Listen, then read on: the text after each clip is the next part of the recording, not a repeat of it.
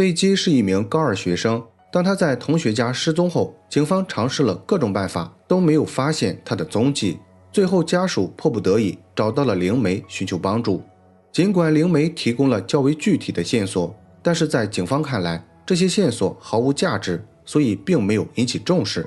直到2年后，一个意料之外的证人出现，彻底改变了案件走向。警方这才意识到，他们曾经忽略的才是真正破案的线索。那么究竟发生了什么？接下来让我们走进这浅见。大家好，我是大熊。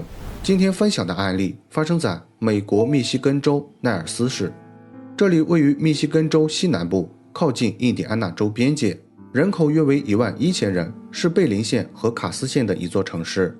主人公贝基斯托出生于1977年11月3日，案发时年仅15岁。贝基成长在一个单亲家庭，他是家里最小的孩子，还有一个年长11岁的姐姐辛迪。大约在贝基3岁的时候，父母因为感情问题分开了。后来他的母亲又认识了一名叫史蒂夫的新伴侣。由于当时两人没有同居，所以大部分时间贝基都是与母亲还有姐姐一起生活。贝基被描述为是个有些狂野和叛逆的女孩，喜欢自由自在，不受约束。她平时的穿衣打扮比较中性，给朋友们留下了深刻的印象。进入青春期后，贝基发生了明显变化。他开始注重自己的形象，学会了化妆和做头发。因为贝基喜欢上了一名叫罗伯特的男孩，罗伯特是贝基的学长，也是学校里非常受欢迎的男同学。他对贝基展开了疯狂追求，没多久，两人就确定了恋爱关系。贝基把这件事情告诉了母亲戴安，尽管戴安对女儿过早恋爱有所担忧，但是他也无法阻止，只能叮嘱贝基不要做出格的事情。大约在贝基12岁的时候，母亲的男友史蒂夫搬进了他们家。由于当时贝基的姐姐辛迪已经成家，所以贝基又和这位不太熟悉的男人住在了同一个屋檐下。然而贝基和继父史蒂夫相处的并不融洽，原因是史蒂夫对贝基十分苛刻。为了显示自己的权威，史蒂夫对贝基提出了很多要求，例如几点起床、几点做家务等等诸如此类的事情，这让贝基感到非常不满。贝基的母亲尝试了各种办法调节两人的关系，但是都没有起到很好的作用。这对半路妇女还是经常为了一些小事争吵不断。每当贝基无法忍受继父的压力时，总会去朋友杰奎琳家住几天，冷静一下。渐渐的，贝基的母亲也习惯了这种事情。直到有一天，一通突如其来的电话彻底改变了这个家庭。贝基毫无征兆地在朋友家消失了。1993年7月12日，一个炎热的周一下午，贝基和继父史蒂夫因为没有打扫卫生的事情发生了激烈争执。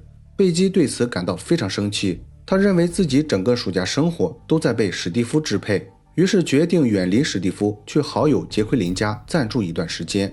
贝基在临走时和母亲戴安打了招呼，戴安也答应了。当时贝基的好友杰奎琳已经和男友同居，3人住在一起会有些不太方便，所以这天晚上杰奎琳的男友托德就回了自己家。第二天一早，杰奎琳有事外出了几个小时，原本他打算晚些时候带贝基出去放松一下，但是下午回家后立刻发现了异常现象，贝基的所有个人物品都在，人却不见了。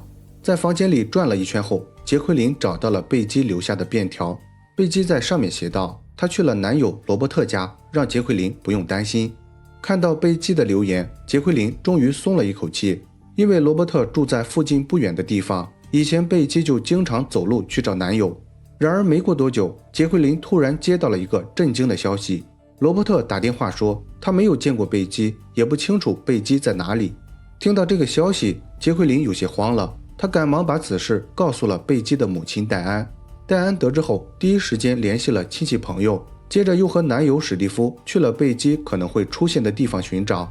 截止到第二天早上，在没有找到贝基的任何踪迹后，戴安向警局报告了失踪的消息。接到报警后，警方迅速展开调查。第一个接受问话的是贝基的好友杰奎琳。杰奎琳向警方详细讲述了事发经过，并且拿出了贝基留下的便条。经过字迹辨认，便条确定为贝基本人所写。于是警方又询问了贝基的男朋友罗伯特。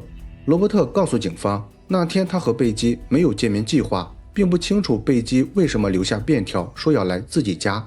失踪那段时间，他上午去了园林绿化公司做兼职工作，下午一直和表弟在一起。他没有见过贝基，也不清楚贝基去了哪里。罗伯特的说法得到了老板和他表弟的证实，因此警方推测贝基可能是在找罗伯特的路上发生了意外。根据已有线索，警方认为杰奎琳的男友托德可能与这起失踪有关，因为托德是除了杰奎琳以外最后一个见过贝基的人，并且他也因为贝基的到来长时间无法和女友同居。警方怀疑托德可能因为这件事情伤害了贝基，于是马上对他进行了询问。托德告诉警方，那晚他离开女友的住所后直接回家了。贝基失踪期间，他没有在当地出现过，一直和几个朋友在一起。为了验证自己的说法，托德主动让警方检查了他的汽车和住所。通过这种方式，警方排除了托德的嫌疑。案发3天后，警方再次接到了贝基的好友杰奎琳提供的线索。这次他透露了一件贝基不为人知的秘密。原来贝基在失踪前不久发现自己怀孕了，孩子的父亲是他的初恋男友罗伯特。贝基想要留下这个孩子，但是又怕母亲不答应，所以他没有对外声张，只告诉了男友罗伯特还有朋友杰奎琳。这条线索很快引起了警方注意。考虑到两人年龄原因，他们认为这是一个非常明显的犯罪动机，于是再次审问了贝基的男友罗伯特。罗伯特非常坦率地承认了这件事情，但他似乎并不在意。罗伯特告诉警方，他和贝基不算真正的情侣，实际上他还有一个叫安吉拉的女朋友。因为安吉拉放暑假回到了纽约老家，所以他才在这期间和贝基建立了关系。他和贝基只是各取所需，并且他们也已经协商好放弃这个孩子，所以他不可能为了这件事情伤害贝基。警方对罗伯特的说法表示怀疑，随后对他进行了测谎。没想到罗伯特顺利通过了各种测试，基于测试结果和之前的不在场证明，警方彻底排除了罗伯特的嫌疑。接下来警方又调查了贝基的人际关系和家庭情况，很快他的继父史蒂夫就成了下一位嫌疑人。怀疑史蒂夫主要是他和贝基经常发生矛盾，而且史蒂夫和贝基没有血缘关系，警方认为他可能对贝基产生了邪恶想法，做出了不好的事情。考虑到这些原因，警方对贝基的继父史蒂夫进行了询问。史蒂夫告诉警方，那天他身体不舒服，没有上班，他一直在家里休息，绝对与贝基失踪没有任何关系。警方不相信史蒂夫的说法，因为没有人能够证明他是否真的在家。看到警方始终怀疑，史蒂夫信誓旦旦地保证改天他会接受测谎。然而真等到测试的那天，史蒂夫却没有按时出现，他让律师出面拒绝了测谎要求。贝基的母亲戴安无法接受男友史蒂夫不配合的行为，他们因为这件事情发生了很大矛盾。戴安一直要求史蒂夫配合调查，但是史蒂夫坚决不答应。两人在僵持了3个月后，史蒂夫不辞而别离开了这座城市。尽管史蒂夫表现得非常可疑，但是警方没有任何直接证据，无法对他采取强制措施，他们只能继续调查，寻找其他线索。接下来的一段时间，警方展开了大规模搜查行动，他们几乎找遍了整个奈尔斯市，但是仍然没有发现贝基的任何踪迹。眼看案件即将陷入停滞，贝基的母亲戴安再也坐不住了，她抱着最后一线希望，去到佛罗里达州见了一位叫诺林的通灵人士。通过触摸贝基的个人物品，诺林首先描述了贝基的样貌和性格特征，另外他还提到了贝基怀孕的事情。这件事警方从未对外公开过。校准完成后，诺林施展特异功能，给出了几条比较具体的线索。据诺林所说，贝基失踪前自愿跟着一名男子去了偏僻的地方，这名男子杀害了贝基，并把他埋进了地下。埋尸地点位于奈尔斯市西北处，靠近河流还有铁轨的某个地方。诺林手绘了该地区的大致范围，并在重点地区做了标记。此外，诺林还描述了凶手的样貌和其他信息。据称该男子与贝基认识，长相清秀，姓氏以 L 开头。得到该名男子的画像和信息后，戴安马上想起了贝基的男友罗伯特。罗伯特不仅与画像中的男子较为相似，而且姓氏也是 L 开头。于是戴安第一时间把这个消息告诉了警方。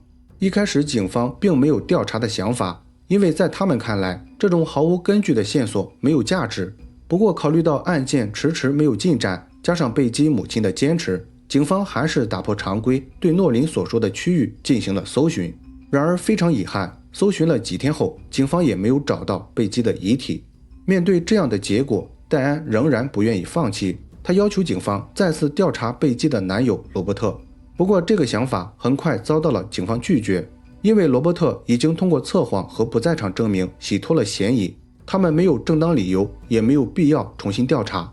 尽管没有得到警方的支持，但戴安依旧没有放弃的想法，他始终相信罗伯特肯定与贝基的失踪有关。为此，戴安下定决心，即使贝基已经不在人世，也要找出他的遗体。接下来的一段时间，戴安组织了一些志愿者，按照灵媒给出的方向继续搜寻。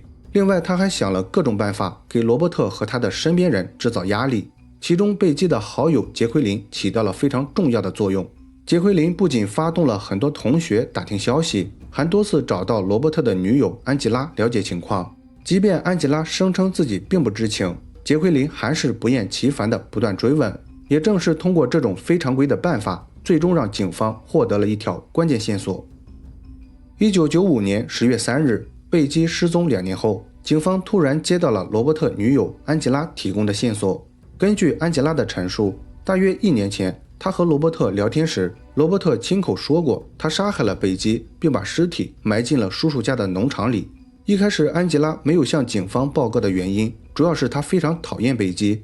原本安吉拉打算把这件事情永远藏在心底，但是在过去的1年中，来自周围人的压力和指责让他难以承受，最终他决定站出来说出事情真相。安吉拉的证词让警方感到十分震惊，他们难以相信一个少年能够骗过测谎仪和多位经验丰富的警探。但是现实情况就是如此，警方确实在罗伯特叔叔的农场后院挖到了贝基的遗体。尸检结果表明，贝基的死因为窒息，在被掩埋之前还有生命体征。此时失踪案正式升级为谋杀案，随后警方立即逮捕了嫌疑人罗伯特。在证据面前，罗伯特还在企图狡辩，他声称这只是一起意外事故，他在和贝基玩游戏时不小心伤害了他，事后他感到非常害怕，所以才偷偷掩埋了尸体。罗伯特的说法显然不符合常理，于是警方又询问了当初为他作证的表弟。罗伯特的表弟回忆道，在贝基失踪的前一天，他曾帮助罗伯特在他叔叔的农场后院挖了一个大坑，当时罗伯特还试了一下大小。至于一开始没有告诉警方的原因，只是他没有把挖坑的事情和贝基失踪联想到一起。罗伯特表弟的说法证实了这是一起蓄意谋杀，而非意外事故。由于罗伯特的表弟存在学习障碍，警方不认为当初他是有意隐瞒了这件事情，所以没有追究他的责任。现在警方已经掌握了充足证据，根据已有线索，他们梳理了事发的整个经过。罗伯特和贝基建立关系只是为了填充女友不在的空窗期，并没有和贝基长期交往的打算。当贝基告诉罗伯特自己怀孕后，罗伯特第一反应是要放弃这个孩子，但是这个想法遭到了贝基的拒绝。罗伯特害怕承担责任，同时也担心会影响和女友安吉拉的关系，于是决定永远解决掉贝基。案发前一天，罗伯特利用表弟在叔叔的农场后院挖了一个大坑。第二天中午下班后，罗伯特把贝基约到农场，并在那里残忍地杀害了他。犯罪结束后，罗伯特马上给杰奎琳打了电话，以证明自己没有见过贝基，然后又找到表弟制造了自己的不在场证明。由于这是一个精心设计的犯罪计划，所以罗伯特轻易通过测谎和不在场证明骗过了警方。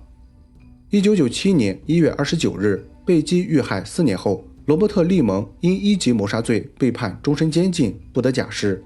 2020年，美国最高院重审了此案。由于在第一次审判时没有考虑到罗伯特的年龄，违反了相关法规，因此罗伯特的刑期被改判为25年至60年监禁。1年后，罗伯特获得假释。据最新的报道，目前他在印第安纳州格兰杰市过上了正常生活。好了，本期案件分享到这里也就结束了。如果你喜欢我的节目，请帮我点赞加关注，非常感谢大家的支持。我是大熊，下期见。